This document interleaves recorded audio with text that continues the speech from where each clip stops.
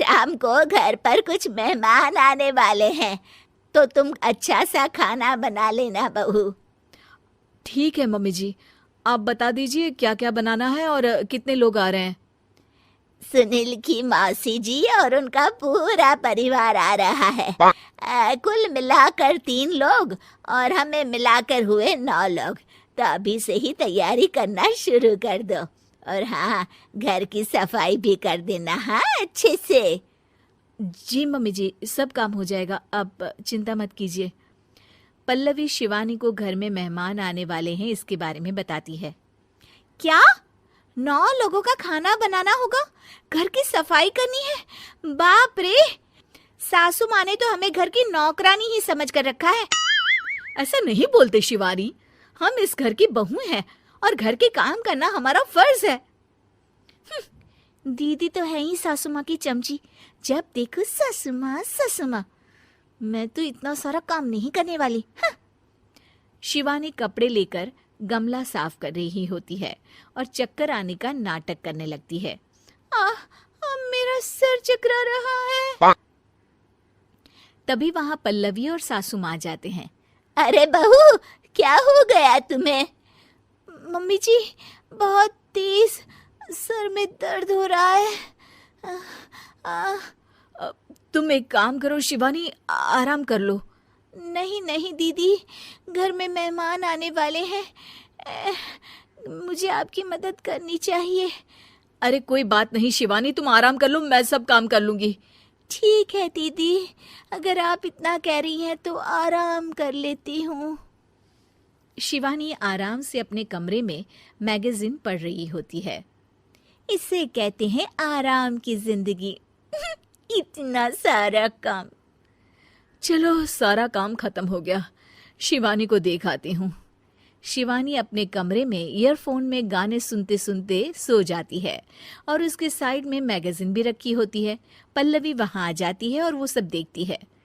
ओहो, तो मतलब सब काम चोरी का बहाना था। अभी बताती हूँ इसको। घर का सारा काम मुझे करना पड़ा और ये महारानी यहाँ मैगजीन पढ़ रही है, गाने सुन रही है। पल्लवी रसोई से एक प्लेट और चम्मच लेकर आती है और शिवानी को थाली बजाकर उठाने लगती है। शिवानी अचानक से उठती है। उठ गई महारानी, गाने भी सुन लिए, मैगजीन भी पढ़ ली। तुम तो बहुत बड़ी झूठी निकली शिवानी। तुमने सर दर्द का बहाना बनाया ताकि काम करने से बच सको। हाँ, बनाया बहाना, तो क्या करती, इतने सारे काम करती। मुझे कोई शौक नहीं है चापलूसी का। क्या चापलूसी? तुम्हें लगता है कि मैं सारे काम चापलूसी के लिए कर रही हूँ? और नहीं तो क्या। तभी वहां सासू माँ आ जाती हैं। अरे बहू, वो लोग बस आने ही वाले हैं, तुम तैयारियां कर लो। जी सासू माँ, तुझे तो मैं बाद में देखती हूँ। सब खाना खाने बैठते हैं और खाना शुरू करते हैं। तभी सुनील की मौसी बोलती है। वाह भाई वाह, खाना तो बहुत ही अच्छा बना है सुषमा जी, एक एक चीज में क्या स्वाद है। ये सुनकर शिवानी मुंह बना लेती है। उसे अपनी जेठानी की इतनी तारीफ रास नहीं आती। आपकी बहुएं तो बहुत ही अच्छा खाना बनाती हैं।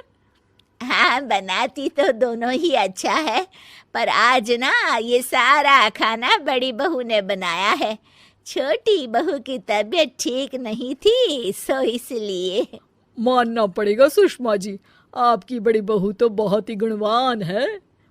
पल्लवी की तारीफ सुनकर शिवानी को जलन होती है। पल्लवी ये सुनकर खुश हो जाती है और शिवानी की तरफ देखकर उसे चिढ़ाती है। कुछ देर बाद मेहमानों के जाने का वक्त हो जाता है। मौसी जी सबके लिए उपहार लाई होती है। वो सबको शगुन के पैसे देती हैं और अंत में पल्लवी के पास आती है।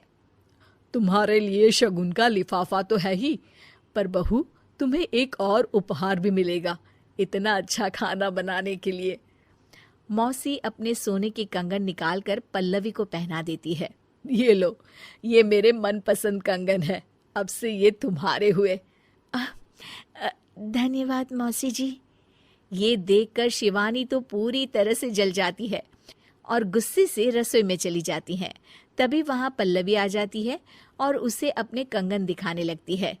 देवरानी जी, अब आपका सर दर्द ठीक तो है ना? मुझे लगता है कि अब सर दर्द शुरू हो गया होगा आपका।